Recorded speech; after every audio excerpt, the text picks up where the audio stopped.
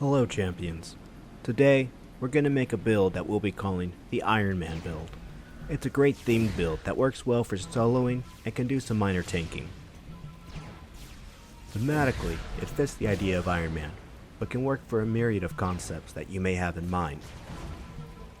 What sets this build apart is the unconventional selections we'll be making in our specialization tree, super stat selections, and power selections. Despite the unorthodox approach we'll be taking, it performs remarkably well against large groups of enemies.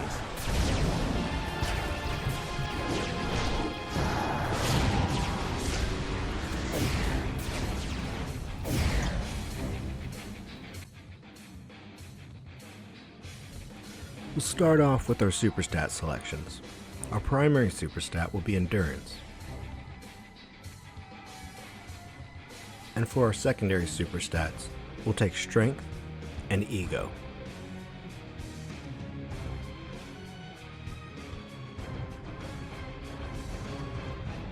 For our talents, we'll start by raising our super stats.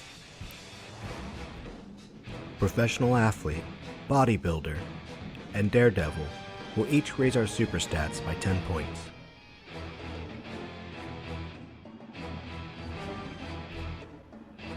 Our last three talent selections will be split between our super stats and the intelligence stat. We'll want to raise our intelligence stat to take advantage of the molecular self-assembly energy unlock that we'll be taking. Intelligence will also provide a small energy cost discount to our powers. Body and mind, academics, and investigator will each give us 5 points towards our super stats, as well as 5 points to our intelligence stat.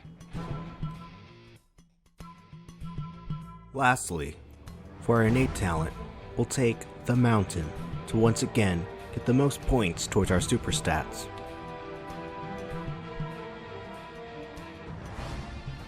We'll now move on to our power selections. We'll start off in the force framework and take force bolts for our energy builder, followed by force blast.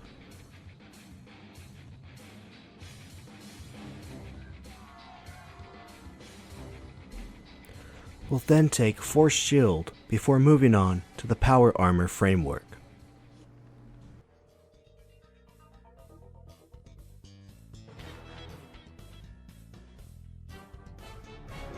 For our passive, we'll be taking invulnerability, as it will provide us with the ability to take on large amounts of enemies simultaneously. From here, we'll move into the might framework by taking Mighty Leap. Mighty Leap has a cooldown that will allow us to generate molecular self-assembly's energy return, fueling our more powerful attacks. Next, we'll take our toggle form. You can take Enraged here, because most of our powers will have a knock ability. The drawback is that your melee powers will largely outperform your ranged powers. So instead, we recommend taking Aspect of the Machine. Although this power is usually avoided due to its lack of an energy return, Aspect of the Machine will be the best fit for our build. This is in part because Aspect of the Machine raises both our ranged and melee damage by an equally large amount. And since energy won't be a huge concern for us, we won't have to worry about the lack of an energy return that other toggles would provide.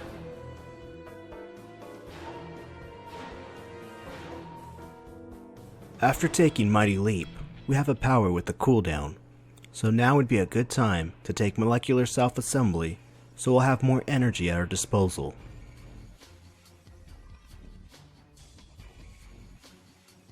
Going back to the Might framework, we're going to take Thunderclap.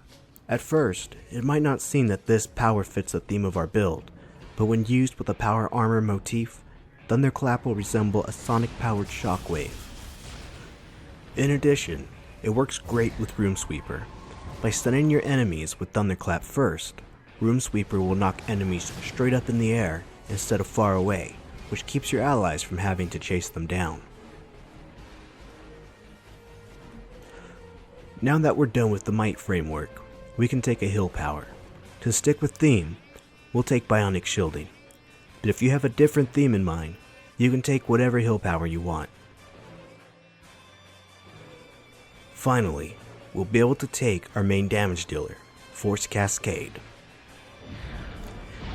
It's a heavy hitting power and also an AoE attack, which will fit in nicely with our other AoE attacks when it comes time to take our specialization selections.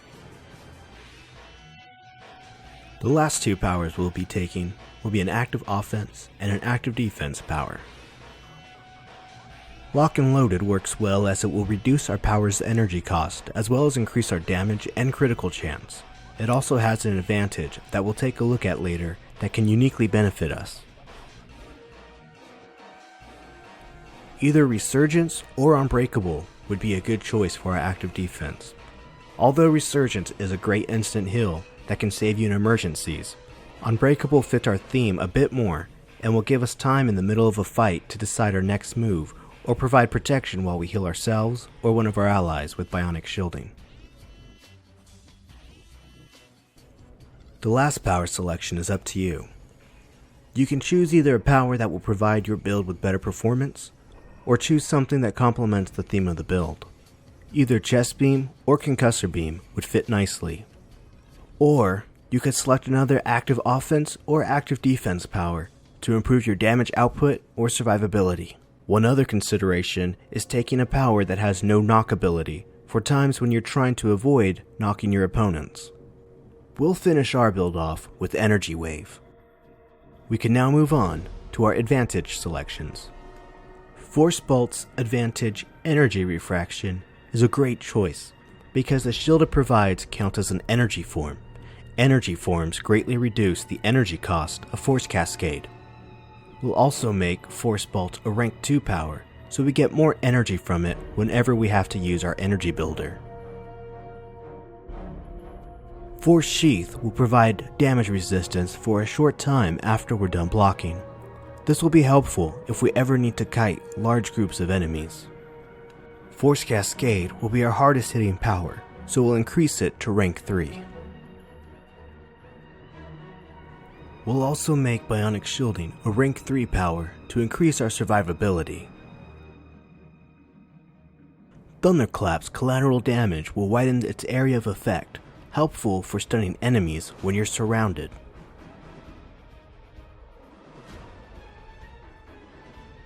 Of course, we'll want to raise our passive Invulnerability to rank 3.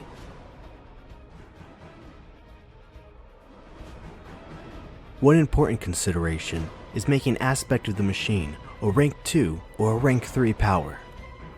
Aspect of the Machine produces a stack of frenzy when you defeat an enemy, but there may be times, such as when you're fighting a boss, that there are no groups of enemies nearby for you to defeat.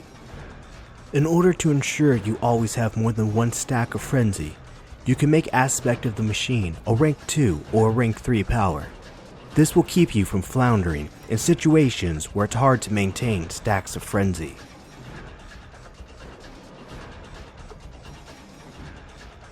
If you want to increase the amount of aggro you generate, you'll want to take Crippling Challenge in either Mighty Leap or Force Blast.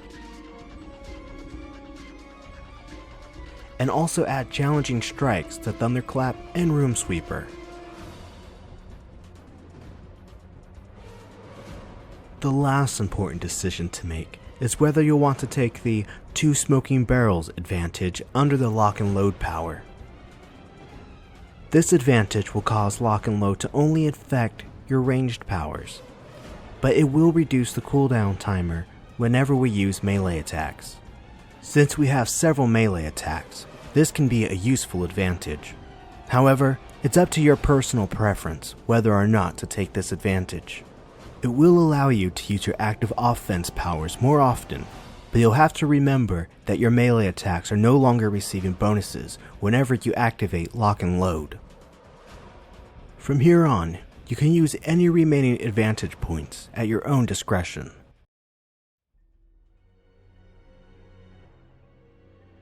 Once you're done making your selections, we can move on to our specialization tree. We'll start by putting 3 points in Readiness. Readiness will cause our equilibrium to increase off our Endurance stat. Since Endurance is our primary super stat, This will provide a large increase to our equilibrium.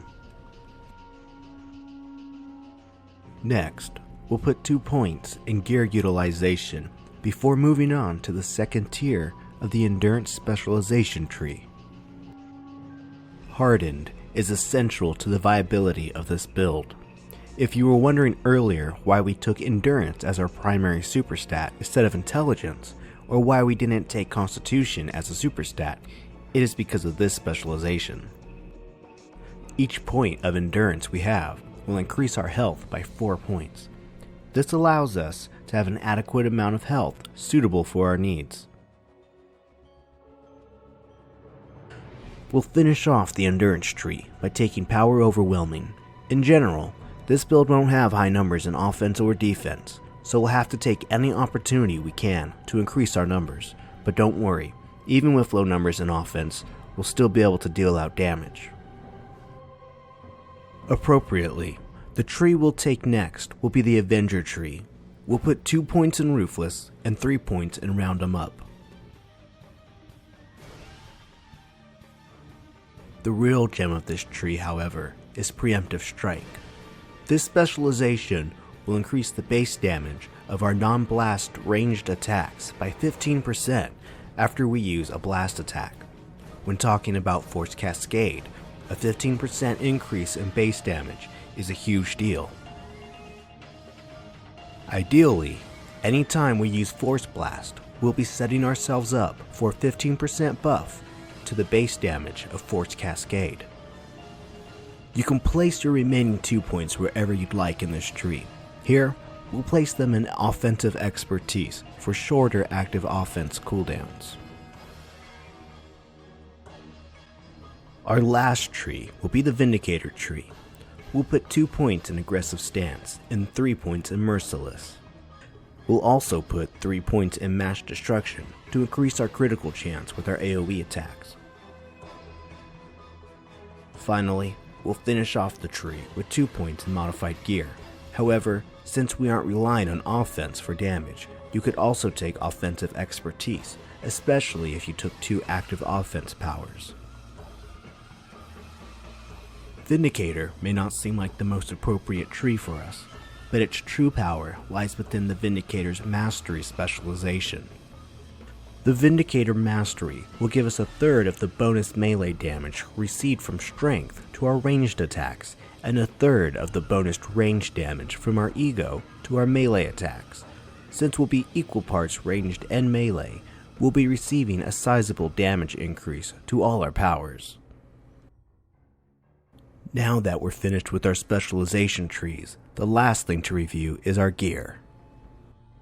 With our offensive gear, our goal is to try to raise either our critical chance or our super stats. Using growth mods to add to our endurance will give us more damage output, potentially more threat generation, and more health due to our specialization selections.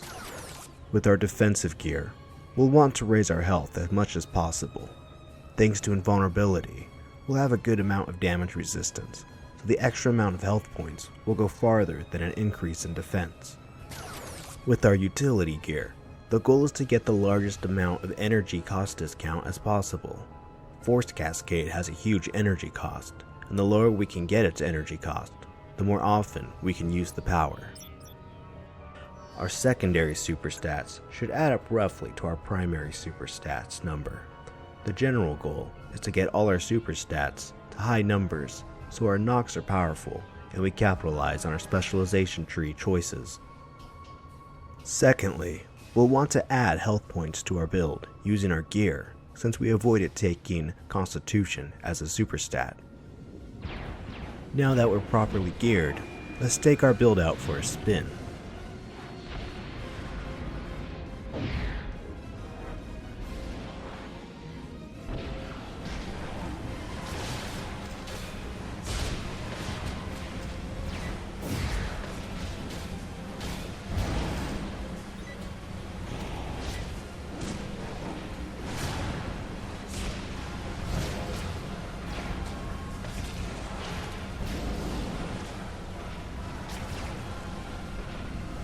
With our Ego super stat, we're less vulnerable to holds. And because we have strength as a super stat, we're less susceptible to knocks. Endurance gives us the large energy reserves required for our powers. Thanks to our super stat and specialization selections, we were able to keep our enemies on their backs by knocking them around in a variety of ways, and our AoE attacks let us fight multiple enemies at once. Although we don't have a large amount of health, we were able to overcome this through gear and specialization selections, and our choice in a toggle form allowed us to dole out both ranged and melee damage in equal amounts. So there you have it. That's the Iron Man build. If you have any questions or suggestions, let us know in the comments. Until next time, champions.